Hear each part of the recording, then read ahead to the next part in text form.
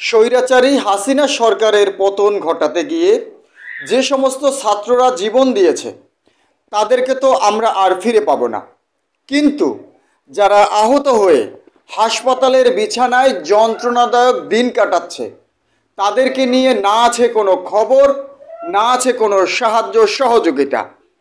অন্তর্বর্তীকালীন সরকার গঠনের প্রথম দিকে হাসপাতালে গিয়ে ছাত্রদের সাথে দেখা করেছিল, কিন্তু দীর্ঘদিন যাবৎ তাদের সাথে না করেছে দেখা, না করেছে কোনো সাহায্য সহযোগিতা। সরকারের পক্ষ থেকে স্বাস্থ্য মন্ত্রণালয়ের সচিব প্রতিশ্রুতি দিয়েছিল প্রয়োজনে গুরুতর আহতদের বিদেশে নিয়ে গিয়ে চিকিৎসা করা হবে, সুচিকিৎসা প্রদান করা হবে। বিদেশে তো দূরের কথা, বাংলাদেশেই তাদের খোঁজ খবর কেউ নেয়নি এ পর্যন্ত।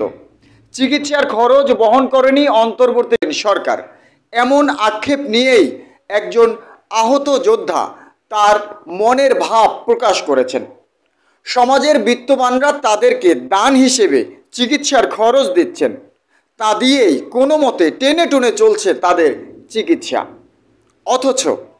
অথচ দেখুন, সরকার বলেছিল বিদেশে নিয়ে সুচিকিৎসা করাবে তাদের, কিন্তু এখন আমরা দেখতে পাচ্ছি স্বাস্থ্য মন্ত্রণালয় থেকে এখনও এই সমস্ত আহত ছাত্রদের কাছে কোনো প্রকার সাহায্য সহযোগিতা পৌঁছায়নি চিকিৎসা খরচ।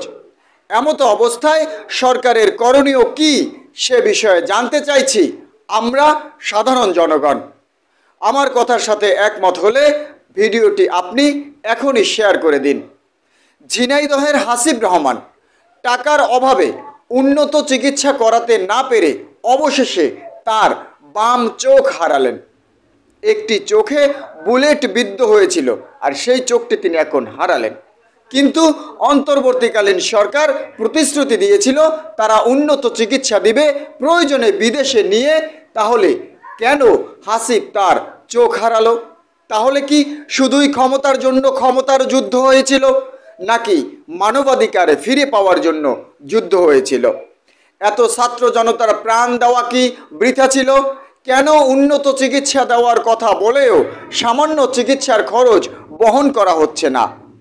সিরাজগঞ্জ আলমগীর গুলিবিদ্ধ হয়ে চিকিৎসা করাতে না পেরে বাড়িতেই বিছানায় শুয়ে কাতরাচ্ছেন। তাকিয়ে দেখুন ভিডিওর দিকে, অসহায় মা তার পাশে বসে দু চোখের পানি শুধু ঢালছেন।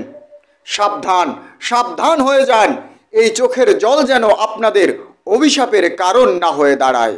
রিকশা চালক রবিউল 2 মাস যাবৎ হাসপাতালের বিছানায় মানবেতর জীবন কাটাচ্ছেন আর কাতরাচ্ছেন বুলেটের যন্ত্রণায়।